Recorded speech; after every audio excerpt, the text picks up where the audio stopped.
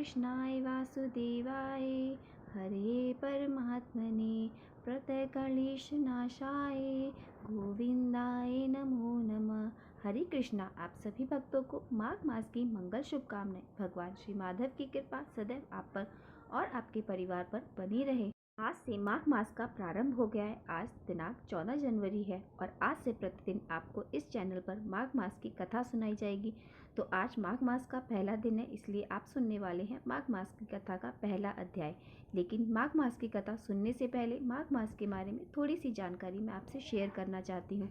हमारे पुराणों में माघ मास को इतना महत्वपूर्ण क्यों माना गया है और इस महीने का नाम माघ क्यों पड़ा। हिंदू कैलेंडर में ये 11वां महीना है। माघ का पहले कहा जाता था माघ का महीना। माघ अर्थात भगवान श्री कृष्ण का एक स्वरूप है जिसका नाम है माधव, और भगवान श्री कृष्ण को, भगवान श्री हरि विष्णु को माघ का महीना बहुत प्रिय है, इसलिए इस महीने का नाम माघ है।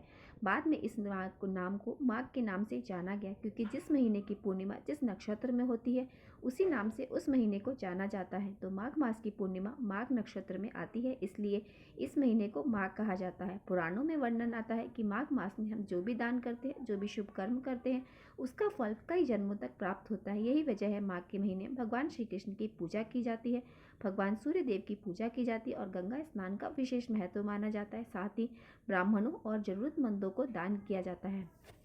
इस महीने में पूजा पाठ दान इत्यादि करने से अत्यंत श्रेष्ठ फल की प्राप्ति होती है। श्री कृष्ण भगवान की कृपा सदैव आप पर और आपके परिवार पर बनी रहे। इसी मंगल कामना के साथ हम माघ मास का पहला अध्याय का प्रारंभ करते हैं। प्रेम से बोले श्री कृष्ण भगवान की जय हो। एक समय की बात है, श्री सूत जी ने अपने गुरुजी व्यास से कहा कि गुरुदेव कृपा करके आप मुझे माघ मास के महात्म्य कहिए, क्योंकि मैं आपका शिष्य हूँ। तब व्यास जी कहने लगे, सूत जी, जो कथा मैं आपको कहने वाला हूँ उसे ध्यानपूर्वक सुनो। तब व्यास जी कहते हैं, रघुवंश के राजा दिलीप एक समय यज्ञ के स्नान के बाद पैरों में जूते और सुंदर वस्त्र पहनकर शिकार की सामग्री से युक्त कवच और शोभायमान आभूषण पहने हुए सिपाहियों से घिरे हुए जंगल में शिकार के लिए निकले। अपनी नगरी से बाहर निकले सिपाही जंगल में शिकार करने के लिए मृग, व्याघ्र, सिंह आदि जंतुओं की तलाश में इधर उधर घूमने लगे। उस वन में वनस्थली अत्यंत शोभा को प्राप्त हो रही थी। उस वन की सुंदरता देखते ही बनती थी।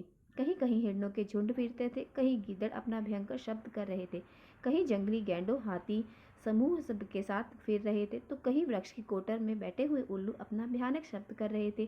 कहीं कहीं शेरों के पद चिन्ह के साथ घायल हृदय के रक्त से भूमि लाल हो रही थी।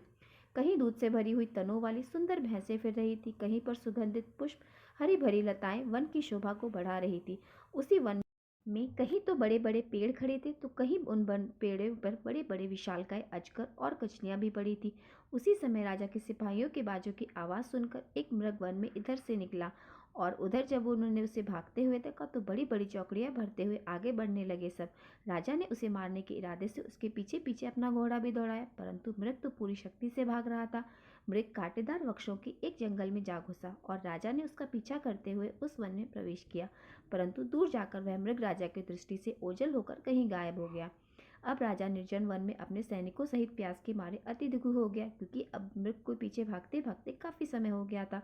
बहुत देर तक दौड़ने इधर उधर शिकार ढूंढने के बाद राजा के सैनिक भी थक गए और घोड़े भी थक गए थे, इसलिए वे वहां पर रुक गए। थोड़ी देर बाद राजा ने एक बड़ा भारी सुंदर सरोवर देखा, जिसके किनारे सुंदर घने वृक्ष लगे थे। उस सरोवर का जल शांत, बिल्कुल एकदम सज्जनों के हृदय के समान स्वच्छ और पवित्र दिख रहा था। सरोवर का जल लहरों से बड़ा सुंदर लगता था। उस सरोवर के जल में जलीय जीव जंतु बड़ी आजादी से इधर उधर घूम रहे थे। मछलियां भी इधर उधर स्वच्छता से घूम थी। दुष्टों के समान निर्दय चित्त वाले मगरमच्छ भी थे। किसी किसी जगह लोभी के समान सीमाल भी पड़ी हुई थी। जैसे मुश्किल में पड़े हुए लोगों के दुख हरने के लिए दानी पुरुषों के समान यह सरोवर अपने जल से सबको सुखी करता है, जैसे मेघ चाहता के दुख को हरता है। इस सरोवर को देखकर राजा की थकावट दूर हो गई।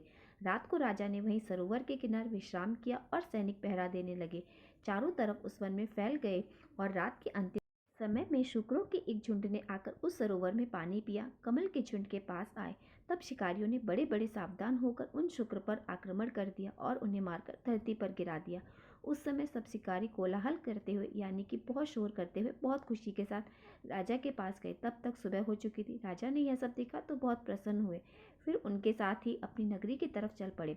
जब राजा अपने नगर की ओर जाने लगे तब रास्ते में उन्हें एक तपस्वी को देखा। वह तपस्वी ब्राह्मण हरित वनस मत के थे। उनके हाथों की उंगलियों में शंख और चक्र चिन्ह शोभित थे। कठिन साधना के कारण उनका शरीर दुर्बल हो गया था, लेकिन शरीर पर अस्थियां दिख रही थी। बड़े चतुर और कर्कश शरीर वाले वे थे। हिरण की खाल धारण किए हुए, मृदु विकल वस्त्र पहने, नख लोम जटा धारण किए हुए निगम जप किया करते थे। ऐसे तपस्वी को देखकर राजा ने उन्हें रास्ता दिया और हाथ जोड़कर प्रणाम करके वहीं बैठ गए। तब ब्राह्मण ने राजा के वेश को समझ लिया कि ये जरूर कोई राजा है। तब राजा से परोपकार की इच्छा के कल्याण के बारे में कहा कि राजन, इस पुण्य पवित्र काल में कहाँ जाते हो? माघ के महीने में तो प्रातः काल सरोवर का स्नान किस कारण छोड़ रहे हो? भक्तजनों, जब राजा दिलीप ने सब तपस्वी से माघ मास के महात्म्य के बारे में पूछा, तब राजा के वचनों को सुनकर तपस्वी कहने लगे, हे राजन, भगवान सूर्य बहुत शीघ्र उदय होने वाले हैं, इसलिए यह समय हमारे लिए स्नान का है, कथा का नहीं। इसलिए आप स्नान करके अपने घर को जाइए और अपने गुरु श्री वशिष्ठ जी से इस महात्म्य को सुनिए। इतना कहकर तपस्वी सरोवर में स्नान के लिए चले गए और राजा भी विधि पूर्वक सरोवर में स्नान करके अपने राज्य को वापस लौट आए और अपनी रानी को तपस्वी के बारे में सब कुछ बता दिया। इस प्रकार सूची व्यास जी से पूछने लगे, हे गुरुदेव, कृपया कर यह भी बताइए कि राजा दिलीप ने अपने गुरु वशिष्ठ जी से क्या प्रश्न किया और उन्होंने उसका क्या उत्तर दिया। जो सब कुछ उन्होंने कहा कृपया पूर्वक आप भी कहिए। तब व्यास जी कहने लगे, सूत जी ने राजा दिलीप से रात को सुख से में सोकर प्रातः समय ही अपने गुरु वशिष्ठ जी के पास जाकर उनके चरणों को छूकर उन्हें प्रणाम करके तपस्वी के बताए हुए प्रश्नों को बड़ी विनम्रता से पूछा कि हे गुरु जी, आपने आचार दंड नीति, राज्य, धर्म, चारों वर्णों के चारों आश्रमों की क्रियाओं, दान और उनके विधान, यज्ञ और उनकी विद्या, व्रत, उनकी प्रतिष्ठा, भगवान विष्णु की आराधना अनेक प्रकार से तथा विस्तार पूर्वक मुझको बतलाई। अब आपसे माघ मास के स्नान के महात्म को सुनना चाहता हूँ, सो आप तपोधन नियम पूर्वक कृपया इसकी विधि समझाइए। तब गुरु वशिष्ठ जी कहने लगे, हे राजन, तुमने दोनों लोगों के कल्याणकारी, वनवासी और गृहस्थों के अंतःकरण को पवित्र करने वाले माघ मास के स्नान का बहुत ही सुंदर प्रश्न पूछा है। हे राजन, मैं तुम्हें माघ मास का स्नान का फल सुनाता हूँ, ध्यान पूर्वक सुनो। जो लोग होम, यज्ञ तथा इष्ट पूर्त कर्मों के बिना ही उत्तम गति प्राप्त करना चाहता हूँ, वे माघ मास में प्रातः काल के स्नान जल में स्नान करके मकर राशि में सूर्य के आने पर माघ मास में स्नान का फल गौ, भूमि, तिल, वस्त्र, स्वर्ण, अन्न, घोड़ा आदि दानों तथा चंद्रायन और ब्रह्मा कच व्रत आदि से भी कहीं ज्यादा पुण्य देने वाला होता है। वैशाख मास में जल और अन्न का दान उत्तम माना जाता है। कार्तिक में तपस्या और पूजा की प्रधानता है और माघ मास में जप, होम, दान, ये तीनों ही बातें विशेष होती हैं। जिन लोगों ने, हे राजन, माघ मास में प्रातः काल स्नान किया है और दान किया है, भगवान श्री हरि के स्तोत्र का पाठ किया है, वही दिव्य धाम में आनंद पूर्वक निवास करते हैं। अपनी किसी प्रिय वस्तु के त्याग और नियमों के पालन से माघ मास में वह साधक धर्म का साधक होता है और अधर्म की जड़ों को काट देता है। माघ मास में स्नान करने वाला पुरुष राजा और मुक्ति के मार्ग को जानने वाला होता है। दिव्य दृष्टि वाले महात्माओं ने कहा है कि जो मनुष्य माघ मास में सकाम या भगवान के निमित्त नियम पूर्वक माघ मास में स्नान करता है, वह अनंत फल देने वाला होता है। उसके शरीर की बुद्धि, प्रीति, ऐश्वर्य और चारों प्रकार के फलों की प्राप्ति हो जाती है। अदिति ने 12 वर्ष तक मकर संक्रांति में अन्न त्याग कर स्नान किया था, जिससे तीनों लोगों को उज्जवल करने वाले 12 पुत्र उत्पन्न हुए। माघ मास में स्नान करने से रोहिणी, सुभागा, अरुंधति, दानिशी हुई और इंद्राणी के समान रूपवती होकर प्रसिद्ध हो गई। जो भक्त माघ मास में स्नान करते हैं, देवताओं के पूजन में लगातार तत्पर रहते हैं, उन्हें सुंदर स्थान, हाथी और घोड़ों की सवारी तथा दान के लिए द्रव्य प्राप्त होता है। अतिथियों से उनका घर सदा भरा रहता है और उनके घर में सदा वेद ध्वनि होती रहती है। वह मनुष्य धन्य है जो माघ मास में स्नान करते हैं, दान देते हैं तथा व्रत और नियमों का पालन करते हैं। अन्य पुण्य से स्वर्ग में हुए गए मनुष्य पुण्य समाप्त होने पर वहां से लौट जाते हैं, किंतु माघ स्नान करने वाले मनुष्य कभी वहां से लौटकर नहीं आते। अर्थात यहाँ पर कहने का तात्पर्य है कि मृत्यु के पश्चात बार बार उन्हें जीवन मरण के बंधन में नहीं पड़ना पड़ता। इससे बढ़कर कोई नियम, तप, दान पवित्र और पाप नाशक नहीं है। इससे बढ़कर कोई तप और इससे बढ़कर कोई महत्वपूर्ण साधन नहीं है। यही परमहित काक और तत्काल पापों का नाश करने वाला है। एक समय महर्षि भृगु ने मणि पर्वत पर विद्याधार से कहा था कि जो मनुष्य माघ मास के महीने में, जब उषा काल की ललिमा बहुत अधिक होती है, गांव से बाहर नदी या पोखर में नित्य स्नान करता है, वह पिता और माता के कुल की 7 पीढ़ियों का उद्धार करके स्वयं देवताओं के समान शरीर रूप धारण करके स्वर्ग लोक में चला जाता है। यह सब सुनकर राजा दिलीप ने पूछा, गुरुजी कृपया करके बताइए, ब्रह्मा ऋषि भृगु जी ने किस समय मणि पर्वत पर विद्याधर को धर्म उपदेश दिया था? ये सब सुनने की मेरी बड़ी इच्छा है। इस पर गुरुजी बोले, राजन, प्राचीन काल में एक समय 12 वर्षों तक वर्षा नहीं हुई। इस प्रकार त्राही त्राही मच गई। वहां पे 10 दिशाओं में चलने वाले लोग भूख से मरने लगे। उस समय हिमालय और विंध्य पर्वत के बीच का प्रदेश खाली हो गया। यज्ञ, हवन, जप और वेद आदि अध्ययन सब बंद हो गए। समस्त लोगों में उपद्रव होने लगा। धर्म का तो लोप चारों तरफ अंधकार का बोलबाला हो गया। धरती पर फूल, फल, अन्न, पानी बिल्कुल कमी हो गई। और उस समय नर्मदा नदी के तट पर महर्षि भृगु जी का आश्रम था। वे आश्रम से अपने शिष्यों सहित निकलकर हिमालय पर्वत की शरण में गए। कैलाशगिरी पश्चिम में मणिकर नाम का पर्वत था, जो सोने और रत्नों का बना हुआ था। उस परम रमणीय श्रेष्ठ पर्वत को देखकर अकाल पीड़ित महर्षि का मन बड़ा प्रसन्न हुआ और उन्होंने वहीं पर अपना आश्रम बना लिया। उस पर्वत की चोटी नीली और नीचे का सारा हिस्सा सुनहरा होने के कारण सारा पर्वत पीताम्बरधारी श्री भगवान के जैसा लगता था। पर्वत के बीच का भाग नीला और बीच बीच में कहीं सफेद स्फटिक होने से तारों से युक्त आसमान जैसी शोभा को प्राप्त था। रात के समय वह पर्वत दीपों की तरह चमकती हुई दिव्य औषधियों से पूरित किसी महल की शोभा को प्राप्त था। वह पर्वत शिखाओं पर बांसुरी बजाता और सुंदर गीत गाती किन्नरों के समान और केले के पत्तों की पताकाओं से अत्यंत शोभा को प्राप्त हो रहा था। यह पर्वत नीलम पन्ना पुखराज इसकी चोटी से निकलती हुई रंग बिरंगी किरणों से इंद्रधनुष के समान प्रतीत होता था। स्वर्ण आदि सभी धातुओं से तथा चमकते हुए रत्नों से चारों ओर फैली अग्नि ज्वाला के समान शोभायमान था। गुरु वशिष्ठ जी के सामने राजा दिलीप हाथ जोड़कर प्रणाम करने के बाद कहने लगे, हे महाराज, यह पर्वत कितना ऊंचा और कितना लंबा चौड़ा है। तब वशिष्ठ जी कहने लगे, राजन, यह 36 योजन अर्थात 1 योजन 4 कोस का होता है। राजन, ऊंचा पहाड़ चोटी में 10 योजन चौड़ा और नीचे 16 योजन चौड़ा है, जो हरी चंदन, आम, मदार, देवदार, अर्जुन के वृक्षों से सुशोभित हो रहा है। जब धरती पर अकाल पड़ा तब अकाल से दुखी होकर इस पर्वत को फल फूलों से परिपूर्ण देखकर भृगु ऋषि वहीं रहने लगे और यहाँ पर कंदरा वनों तथा उपवन में बहुत दिन तक रहकर तपस्या भी की। इस प्रकार ऋषि भृगु वहां पर अपने आश्रम में रहे। तब एक विद्याधर अपनी पत्नी सहित वहां पर उतरे। वे अत्यंत दुखी थे। उन्होंने भृगु ऋषि को प्रणाम किया और ऋषि ने मीठे स्वर में उनसे पूछा, हे विद्याधर, क्या बात है? तुम तो बड़े दुखी दिखाई दे रहे हो। इसका कारण क्या हो सकता है? तब विद्याधर बड़े उदास स्वर में कहने लगे, महाराजा, पुण्य के फल को पाकर, स्वर्ग पाकर और देवतुल्य शरीर पाकर भी मेरा मुख व्याघ्र जैसा है। मेरे दुख और अशांति का केवल एकमात्र यही कारण है।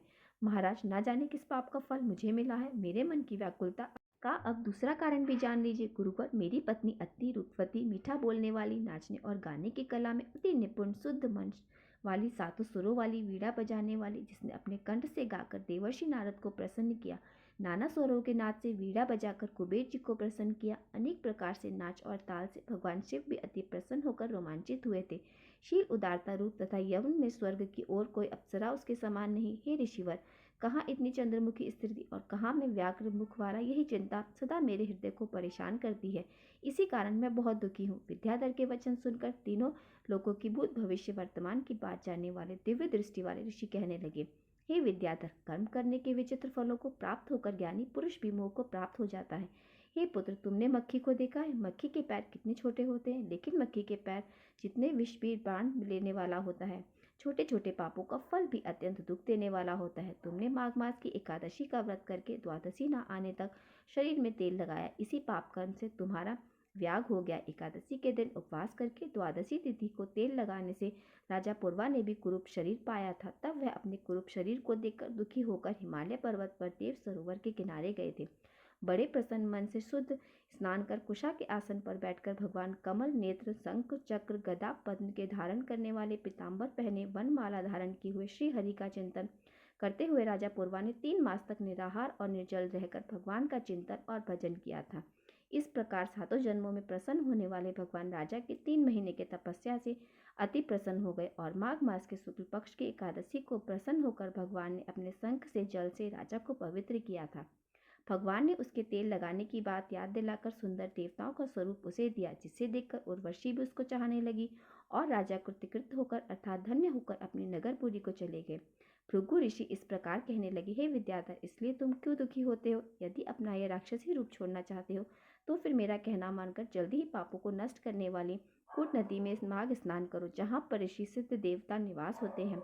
अब मैं इसकी विधि बतलाता हूँ, ध्यानपूर्वक सुनो। तुम्हारे भाग में माघ मास आज से ठीक 5वें दिन प्रारंभ होने वाला है। पौष मास के शुक्ल पक्ष की एकादशी से इस व्रत को प्रारंभ करो। धरती पर सोना जितेंद्रिय रहकर दिन में 3 समय स्नान करके महीने भर निराहार रहो। सभी भोगों को त्याग करो। तीनों समय भगवान श्रीहरि का पूजन भजन करो। जब तुम द्वादशी तिथि को शिवजी स्तोत्र और मंत्रों से पूजन करोगे तो श्री हरि चालीसा का पाठ करोगे, तब तुम्हारा मुंह देखकर सभी आश्चर्यचकित हो जाएंगे और तुम फिर अपनी पत्नी के साथ सुखपूर्वक रह पाओगे। माघ मास के प्रभाव को जानकर सदा माघ में स्नान करो। पाप दरिद्रता से बचने के लिए मनुष्य को सदा यत्नपूर्वक माघ मास का स्नान करना चाहिए। स्नान करने वाले इस लोक परलोक में सदा तुम सुख पाते हो। गुरु वशिष्ठ जी कहते हैं, हे राजा दिलीप, भृगु जी के वचन सुनकर विद्याधर अपनी पत्नी सहित उस स्थान पर पर्वत के झरने में माघ का स्नान करता रहा और उसके प्रभाव से उसके मुख देव सदृश हो गए और फिर मणिगिर पर्वत पर ही आनंद पूर्वक रहने लगे। भृगु जी भी नियम की समाप्ति पर अपने शिष्यों सहित ईवा नदी के तट पर गए और वहां उन्होंने माघ मास का स्नान किया। हरे कृष्णा। आज का अध्याय बस इतना। इसके आगे का वृतांत आप सभी अगले अध्याय में जरूर सुनिएगा। और अगर आज का वीडियो पसंद आया हो तो वीडियो को लाइक और मेरे साथ जुड़े रहने के लिए चैनल को सब्सक्राइब अवश्य कर लीजिए।